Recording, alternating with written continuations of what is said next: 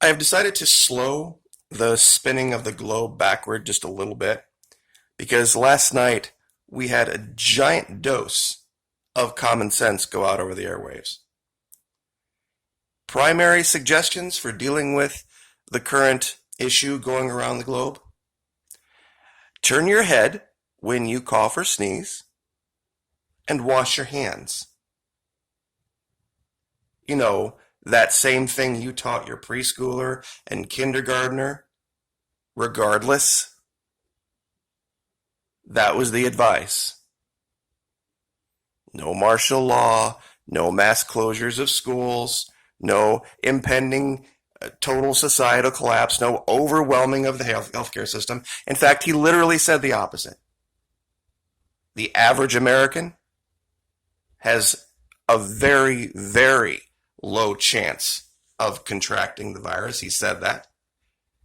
The only group he said was at risk were elderly people, and they always are.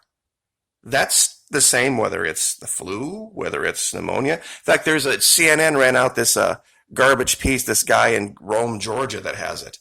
And right on the screen, it says coronavirus sufferer, and then in smaller words, also diagnosed with double pneumonia. So the guy had double pneumonia already.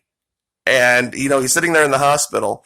And actually, the first part was him in the hospital. The second part was him at home. He's dressed, and he's like, yeah, he's got kind of that same cough I had.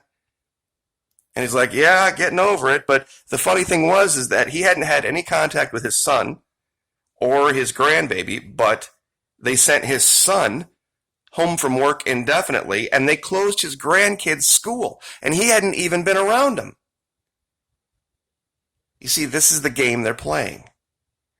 And there's a bunch of I'm not going to say the word, channels out there on YouTube who are buying into this. So you can stand with the president, stand with myself, stand with Elon Musk, stand with everyone else who has one lick of common damn sense, and take the president's advice: cover your mouth or turn your head when you cough or sneeze and wash your hands.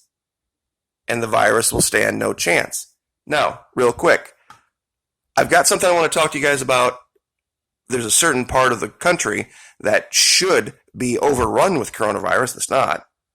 But let's talk about the numbers real quick. Let's take a look at those. Now, I didn't do, and I should have, one of these pictures from yesterday because of the president's thing, and honestly, I can show numbers pretty much from any time, and they're going to show the exact same thing. Upper left here, this was 7 March. This was, 7, 8, 9, 10, 11. We have 6 days worth of numbers now.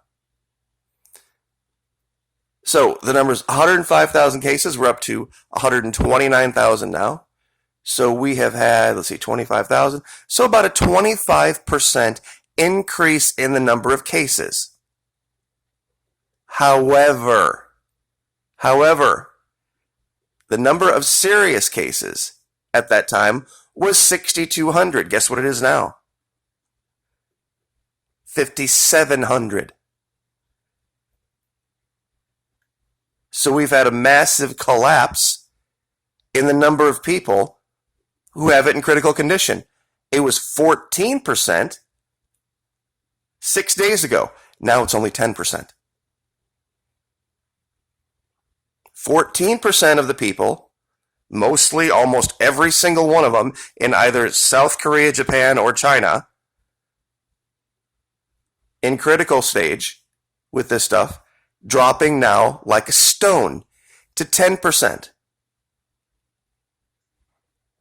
People with mild cases, 37,000, 86%. Now, 50,259, 90% in mild condition, meaning going to recover. This number, mild plus recovered, we talked about this yesterday, is up to 118,000. People in mild condition, meaning very soon going to recover, and those who have, 118,000. Serious plus deaths is still only right at about 10,000, 10,4. Holding static. These are the numbers they don't want you to know because it's an election year. Now, curiously, let's see if we can find it. Here we go. Hold on one second. Got a lot of tabs up. Coronaviruses. How long can they survive on surfaces? We talked about this too. There was an aspect of this we didn't talk about. Temperature, which is what the president initially talked about a long time ago. Where is it? Here it is. At temperatures of around what we here in America would call 40 degrees, 4 degrees Celsius for everyone else, certain versions of the coronavirus can remain viable up to 28 days. However, at higher temperatures, 86 to 104, coronaviruses tend to persist for a shorter time. Now pay attention, that's important. Lower humidity is better for it too. So, hot and dry is bad for the virus. It kills the virus. Hot and dry is bad for the virus. It kills the virus. Which makes sense. What does your body's immune response say? Your body's immune response to virtually every virus is to turn up the heat. So let me ask you a question.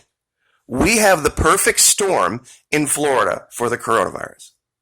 We have probably the largest population of elderly people in the whole country. In fact, I'll state that unequivocally. It's the retirement capital of the country.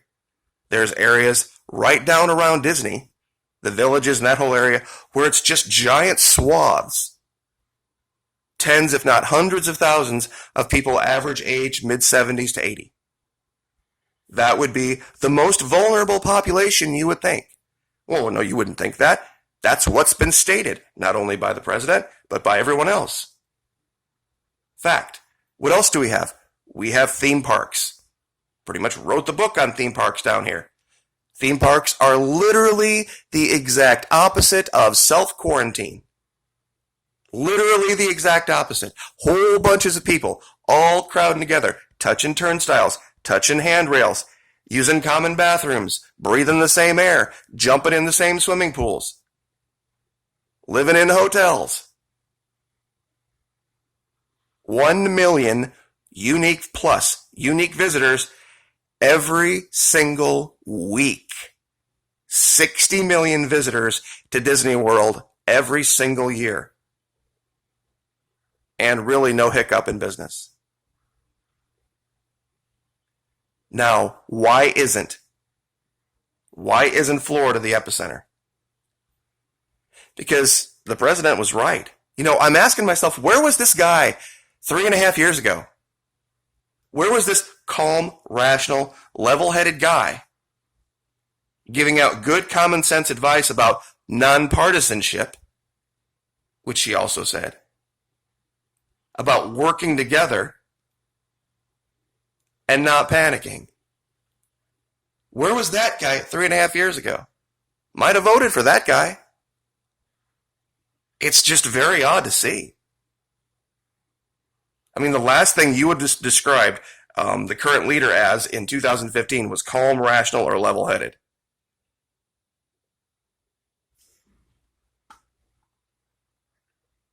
We literally have the perfect storm down here, yet there is no storm.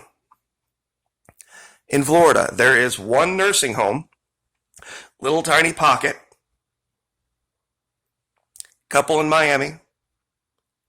I think there might be one or two over in Tampa, St. Pete somewhere. But that center part where you have literally everything.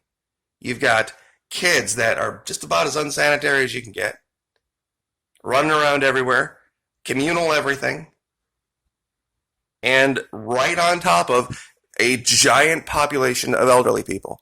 Tell me, why is Florida not ground zero? I think the president was 100% right. Why? Because the temperature has gone up. We had a pretty cold winter up here in northern Florida, but down there, it's been okay. I mean, we had weeks here where The high temperature was in the 50s and it was getting down in the 30s regularly every night. But now we've had a nice stretch of days that are in the mid 80s and nights that are only down in the mid 60s. And strangely enough, my cough just went away.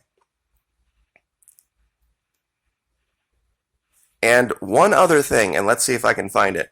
I'm not a big person that believes in psychics, but Jennifer Veterans for Truth brought this to me.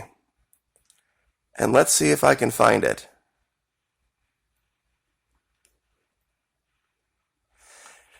Sylvia Browne wrote in her book, End of Days in 2008, in around 2020, a severe pneumonia-like illness will spread throughout the globe, attacking the lungs and the bronchial tubes and resisting all known treatments. But more importantly, almost more baffling than the illness itself will be the fact that it will suddenly vanish as quickly as it arrived, and then attack again in 10 years later, and then disappear completely. And I looked this up. Apparently, this is the real deal. Sylvia Browne, End of Days, Predictions and Prophecies about the End of the World. Now, that's a very specific prophecy. She gives a specific year, a specific kind of illness, a specific transmission all around the globe, and then another specific thing about it disappearing, which is what's going to happen. So honestly, all of these channels out here that have been crying wolf every time something like this happens, you mark my words, guys, one of these times it is going to be something serious. Nobody's going to listen to you. Because you pull this bullshit every time.